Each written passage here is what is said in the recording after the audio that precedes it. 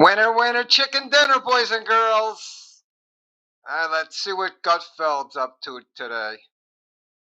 Celebs can't quit Donald Trump. Roll it. Have you thought about the possibility he might use the power of the federal government against you personally? Yeah, I have, but I'm confident in the fact that he's coming after you first. Clooney should get out of politics and go back to television. I will if he does. I don't hate the guy. I hate the people who vote for him. I think they're stupid. I don't think I do. I'll be honest with you. I have no respect for you. You could be president. Do you ever think about it?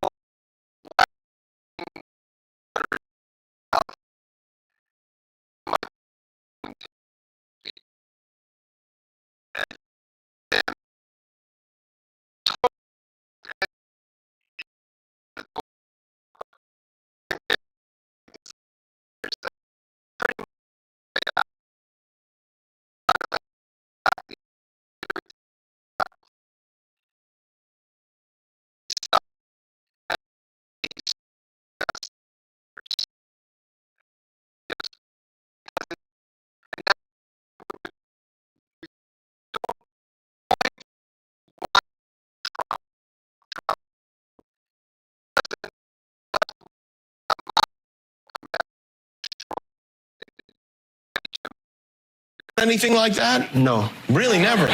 No. Why? I wouldn't make a good president. You don't think you'd be good? I wouldn't really pass any of the things that you have to pass, but I guess Trump did it. Yeah, no. You would be a Boy Scout like a Yeah. Well, that didn't age well for either of them. Whoops. So, Mr. Trump, the thing that I think my theory is that famous people don't like it when their fame is put in proper perspective, when it's dwarfed by somebody with more fame. So they prefer to be on the hierarchy of fame. They want to be on top.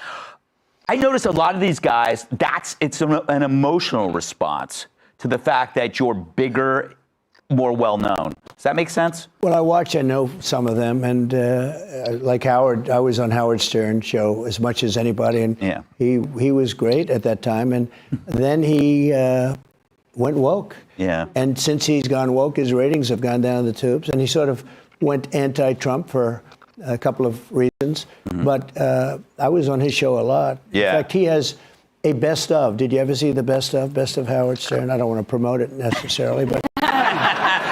And I was there for just about all of them, the best of. We had good shows. It was good. But he's changed, and, he doesn't do the ratings anymore. No, he doesn't. He doesn't have to. He's almost finished. Kat, do you remember Howard Stern? No, but you've been on every show. I mean, you've been on TV a lot. A lot of shows. I mean, would you rule out, I'm not saying now, but would you ever rule out doing reality TV again? Like, what about hosting Love Island? I think so. I had The Apprentice for 12 years. Oh, I know. 14 seasons, but 12 years, a lot of time.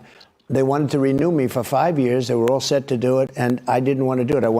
I said I wanted to run for president. Mark Burnett, who's a great guy, and, the producer and all of the people from NBC, everybody came up to see me to talk me out of running. They said it's not possible to win. Nobody's ever done that. I mean, and nobody ever gives up primetime show. It was a big hit. And they wanted to do a 5-year extension. I said, no, that's actually when I knew I was going to do it.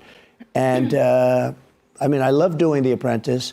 It was so successful. The big question is, did it make a difference? Would I have been president? A lot of people say they created this guy from The Apprentice. And I don't know if that's true, because they chose me because of the success. I think it was your chemistry with Bret Michaels.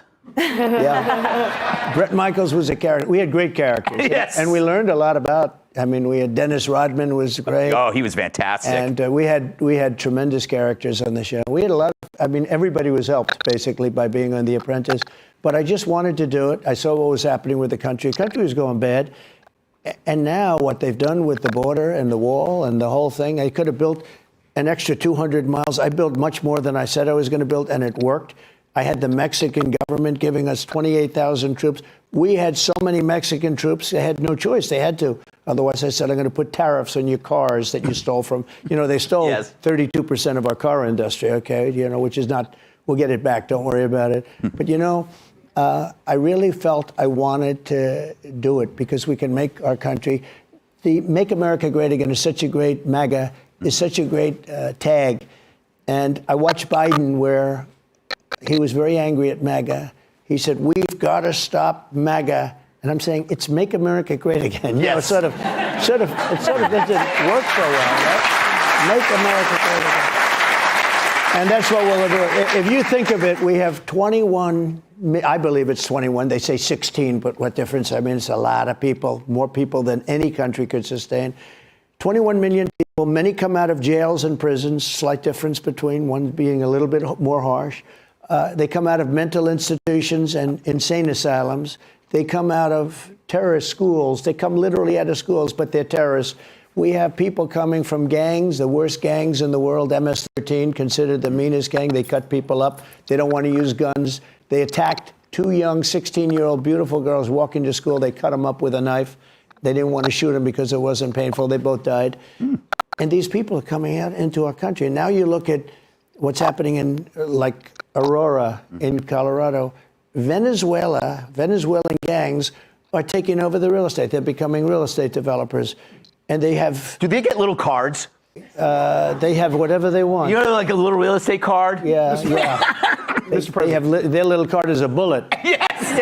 Mr. President, can I ask you a question? With talking about the border, not just all the young military-age men that are coming across this country, the fentanyl that's coming across this country. It's terrible.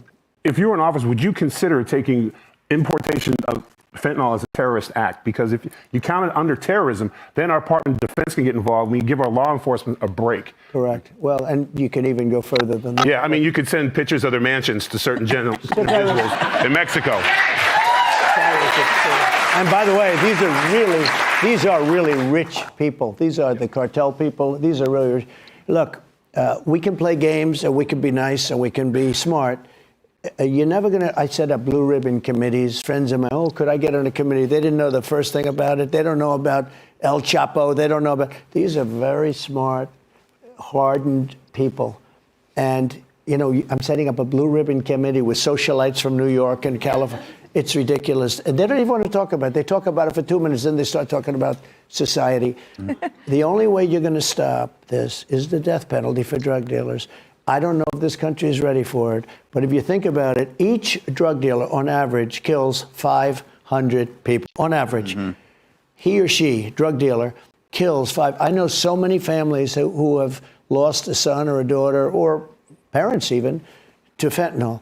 And I had a deal worked out with China, with President Xi directly, that he was going to give. China has the death penalty. I said to him, do you have a drug problem? When I first met him, he looked at me like, what a stupid question. Exactly. He said, no drug problem. I said, well, what do you do?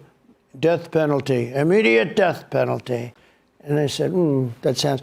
He said, without it, I talked to him a lot about it. He said, without it, China was a drug-loaded country years ago. Other countries, much smaller, would take it over because they were all wasted, drugged out with the opium and the poppy, and they had a big problem.